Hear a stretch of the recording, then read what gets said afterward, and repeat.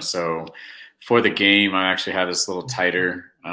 Definitely something that I'm seeing for myself as again around like kind of a -3 actually in favor of UNC. This is based on defensive statistics, by the way. So I'm actually lining that up from that angle. And again, this is going to be a pace game. I think what I really enjoy about this is actually the first half. I am leaning very hard toward the over 70.5 for a total here. I think to the level of this game that everybody's got the hype train, going forward right now, and the pace of the way these two teams play against each other. I mean, UNC wants to get up and down quick. Duke wants to definitely do that, where they can as well.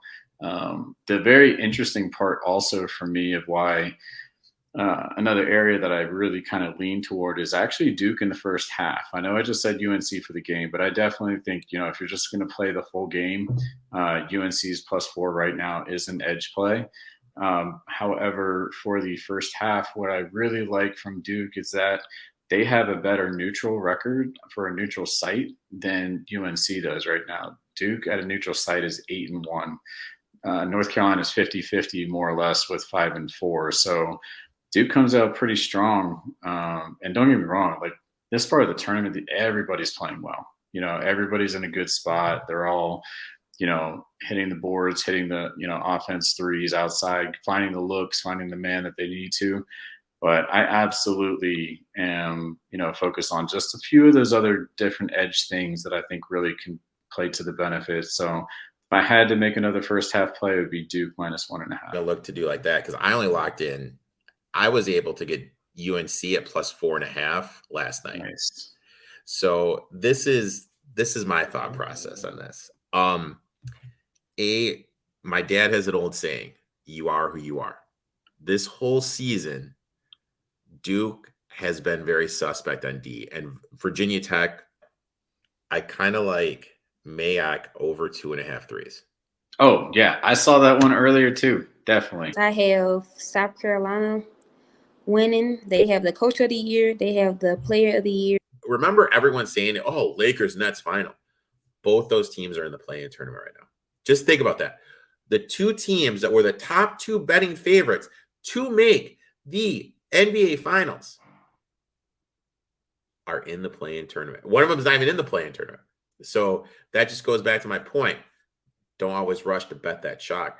Lakers, I mean, yeah, Westbrook trade didn't work out. And the thing is it didn't work out, and they needed. You can't say, well, they shouldn't have made this trade. Well, because they did. And you can't go back in time, and you need to be thinking forward. You have 2 years in the LeBron window left. 2 years, maybe 3. What are you going to do to overturn that roster? What moves are you going to make to overturn that roster and get everything going in the right direction? And my suggestion for that is you trade AD. I know I said it. You trade AD. Where do you trade AD to? You look at the teams, you need to get a lot of young assets back and one kind of like fringe superstar. I mean, obviously Phoenix Suns would be great, but I really don't see a situation where the Lakers will trade him in the Western Conference. So that means they're going to obviously trade him to the East. Look at these teams in the East. You know what team to me makes perfect sense in the East? The Atlanta Hawks. You trade him to the Atlanta Hawks. You send Bogey, you send Collins and Capella. I think that's worth it. You got a big in Capella, you got the center, you got the size down low that you need. You got Collins, kind of that stretch 4. And then you got Bogey, who's a lockdown defender. I think that'd be great. Then you trade to the Knicks. You trade Westbrook. You get Fournier, and let's go Derrick Rose. I wouldn't go with Randall just because if you're going to get Collins in the other trade, that would kind of go against it. So, I mean, I think right there, the Lakers would be in a position and then to be a better team and to get in the playoffs and be in a better position to win it all. Granted, they wouldn't have the quote unquote stars, but I like it with Hamlin at 12-1. We talked about this before we got on. Vegas can see something clearly. There's never 15 to 18 drivers with 20 to 1 or below odds going into a week. So they see how the shift with this new car has taken the mediocre teams or the teams that don't have funding and putting them up like a Suarez. You've seen Ross Chastain win last week. He's been in it. Tyler Reddick's been in it every week. I think Hamlin's due for one. He's definitely not happy. He's frustrated. And I think if there is a track, he can put a bumper to somebody and get out some frustration and grab a victory. It's going to be Richmond. So that's going to be mine at 12 to 1. I'm rolling with Bowman in that. Now, this one I actually bet on. Yes. I took Daniel Suarez at plus 110 over Alec Almirola. Suarez, he's ran well this year. Every time a track this year that's been thrown at him, he's done well. Chastain, not Chastain, right? No. Who won last week? I'm spacing. Ross, yeah, Chastain. Yeah, won last week. They're on the same team.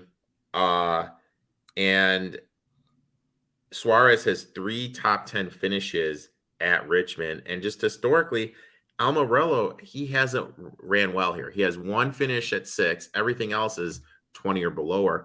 I like Suarez here, and I think there's definitely value on him. Yeah, I take Suarez all the way. I mean, when you have Pitbull, Mr. 305 himself owning this team, money's getting invested. Don't forget about Money Floyd.